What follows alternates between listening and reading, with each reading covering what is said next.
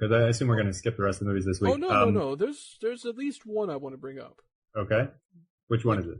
John dies at the end. Oh, good. That's the one I wanted you to bring up. Excellent. So let's talk about that. I'm already going to say Nerdiest so far, because the movie is it plays around with narrative structure. It has some very weird sci-fi and horror moments. It's kind of a funny movie in a lot of ways. It tries to mess with your head in a sort of psychedelic kind of way. And so, go on. Yes. So I haven't seen the movie, but I read the book that the movie was adapted from. It was written by one of the authors for Crack.com, actually. That's right. And it is, at least the book, I can say, it's weird, it's funny, it's kind of demented, it's like this kind of horror comedy combination that really I can't really even think of anything to compare it to in terms of style, because it's also just kind of insane, and the characters are just so like erratic, but in a good way. What's the plot of it, though? What is the plot? Go ahead, Sam. The plot is that these things are coming from this other universe and like infecting people and like killing them, and the main characters have to stop it from happening or something. That's about as much as I can tell you in a coherent way, because the rest of it is just like, complete gibberish. It's and nuts. There's a superhero dog in it. Oh. Yeah, I forgot about the superhero dog. Listen, if you like the book, I would suggest watching the movie. It might still be available on Netflix. I don't know if they cut it. They might have cut it in the streaming cut of 2013. Yeah. But at least it was available for streaming at one point. Is it crazy? I would watch the movie. It's the book, at least. It's a crazy book. The characters are fun because they just like, they don't just behave conventionally. Like, they act in weird ways, which are interesting. Yeah, not just genre savvy, but like counterintuitive at times. They behave intentionally. Like they're counterintuitive, but they're always proactive. They're never reactive. Like, they're always trying to just take charge of the situation. Like, no matter how crazy it is, even if they have to do something even crazier, just like so they can be the ones acting instead of reacting. Which is a fun way, to go through a narrative. Because it ends up being like very sort of like high energy and just unpredictable. And the book, at least I can say, is very cool. I assume the movie is similar to the book. Oh, totally. All right, well, I think we can easily put that as Nerdiest so far. Okay, and is it like Crazy Absurdist, like the Eric Andre show, Jeremy, or is it just like? It actually isn't. It's a different kind of absurdism. Okay. Because that's more like an awkward absurdism, trying to make people uncomfortable. This one is just kind of, it's weird. But it's good. Well, you've piqued my interest, gentlemen. All right. Interest equals piqued. So let's move on to another possible candidate. It was called Warm Bodies. And this was sort of like a Twilight kind of ripoff, intentionally so. It's a love story between a zombie and a girl who's not a zombie. Mm-hmm. So if you think it sounds satirical, it is. Okay. It's not amazing, and it didn't do that well. But that said, it's kind of interesting in that it's trying to, do a take on the whole supernatural love story thing in a kind of ridiculous way. And I have to admire that, at least from the, the perspective of giving it a little bit of respect, if you know what I mean. Right.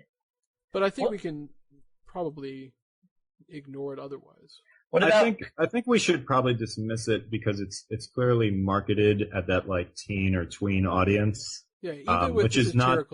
like any movie that's like marketed towards that demographic, I would say is probably not going to be very nerdy. Yeah, sometimes it is, but generally teens like more like anime, would be marketed towards that group. You know what I mean? Mm-hmm. I think Koch is actually the nerdiest movie so far.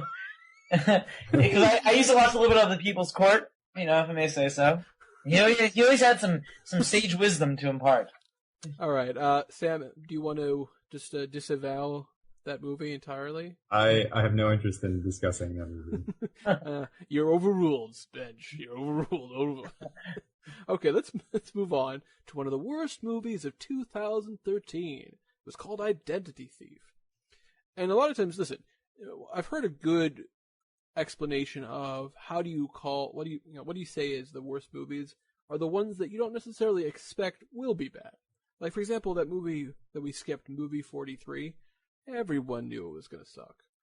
But Identity Thief has Melissa McCarthy and Jason Bateman in it. And the director did Horrible Bosses, which was a pretty decent movie. So you won't necessarily think, oh, this is going to suck. But it did. It was quite unpleasant. So I say, let's move on. But is it nerdy at all? No. Okay, so now I let's think move on. We can move on then. To one of the other worst movies of the year. That's right. Die Hard 5. Awful. Just so bad. Those words is Yippee-ki-yay, Mother Russia. It was called A Good Day to Die Hard. Shut up. Oh my god. It was, I think we can pretty safely say it's the worst of the Die Hard movies. Oh, no question. I mean, I'd say 2 is after that because it has some dull places. I like 4 for what it is. 3 is pretty good. It's a good movie. Yeah. And Die Hard is, obviously, the first one is still the best. But I like 3 a lot. And one of the worst running jokes, if you will, I mean, it's like hurts a little bit to call it that, is that, so Bruce Willis, the plot of it is stupid, but he basically goes to Russia because he thinks his son is in trouble. That's what we find out from the beginning. And he goes to try to rescue his son, and he keeps saying this phrase, I'm on vacation. Basically, every time something That's right. adverse happens, it's like, what do you mean you're not on vacation? You're there to rescue your son. Shut up. Yeah. This joke doesn't make any sense. And it was a running It didn't make any sense. Ugh, I hated it. So bad. It was boring. It was stupid. Well, blah. All right. Okay. Not nerdy at all. Let's move on. Now, unless you guys have anything against it, I want to skip all the way down to Jack the Giant Slayer. Wait. So first of all, you're going to skip Saving Lincoln. Yes. And then you're going to Escape from Planet Earth. Yep. I'm for it. What else? Where are we going down to? March 1st. March Jack 1st. the Giant Slayer. Jack the Giant Slayer we should definitely discuss. Now, it's interesting because Jack the Giant Slayer, it is one of those classic, wait, this movie bombed? It made so much money. Oh, because it cost that much money. How much money? Well, give us the numbers. Or should we play Price is Right again? No. Price is goddamn right. Oh, what? Oh, come on, Benj. Jack the Giant Slayer is one of these weird things. Like, it was originally called Jack the Giant Killer, and then they thought, oh, that's too scary. It was directed by Bryan Singer, who is not necessarily a bad director, but considering he also did Superman Returns, he doesn't have 100%. Also, there's a lot of problems. Anyway, the budget was probably about $200 million or so, and the box office was only $197 million. Now, I say only 197, like, whatever, man. 197, that's quite a lot. And it is a lot. But I'm talking, this is budget of $200 million. Wide. That is quite expensive. Yeah. It only made 67 domestically. And considering it didn't even make back its budget completely, that's pretty bad. Even internationally, yeah. Right, so why was the movie not good? Jeremy, you talked about it, but why was the movie not good? Well, there are a lot of problems. Part of it is that, plenty of people saw it, but it's very forgettable. You're not going to get anyone to see it twice, that's for sure. And it looks just like everything else. So unless you really wanted to see a movie that weekend, I feel like no one was going to make it their business to go see that movie. Sure, if people were just looking for something to do, they'd probably see it, which is probably where most of the money came from. But it has the same kind of generic fantasy CGI look.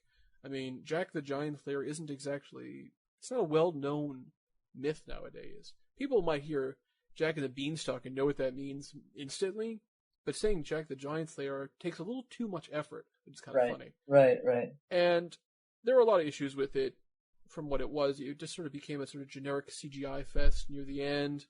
And I had a lot of issues with the way they did the characters, because they did some interesting things with the characters, and then it just became like a very boring action movie after that. So although there's an aspect of it which is kind of nerdy in that it's dealing with like the fairy tale thing, I think we can still say that John dies at the end, which is nerdy and good nerdy, still beats it out. Okay, so I think we can move on, though.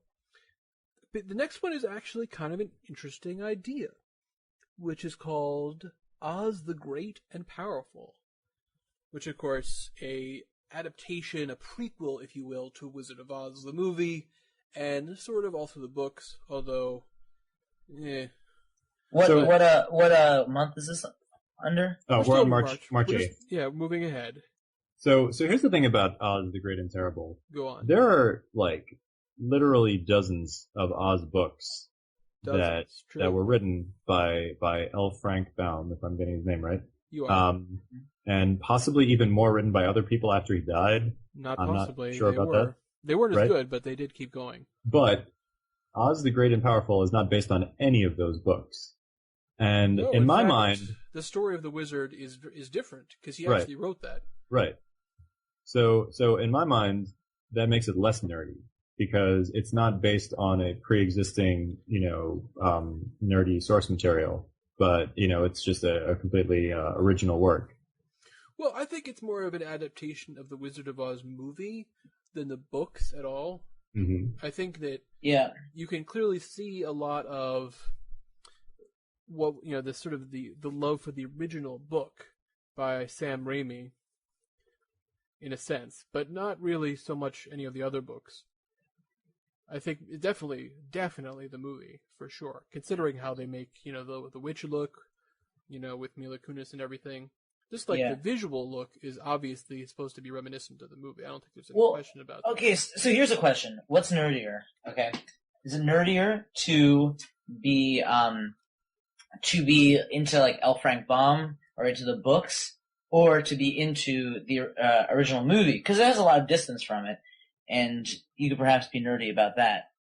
I think you could be nerdy about movies too, but considering... But between those two. Well, books in general, as a rule, books are nerdier than movies. Right. More people watch movies than read books. True, but I think in this case, that movie, because it's considered a classic movie. It's very, very sort of mainstream. Everybody's seen it. Yeah, that's what everybody knows it. It's not particularly that nerdy. I wouldn't say it's nerdy at all, really. But reading the book is nerdy. Okay. Yeah, that's what I'm saying. All right, I'll agree. Okay. So moving from one James Franco performance to another James Franco performance, let's talk about Spring Breakers.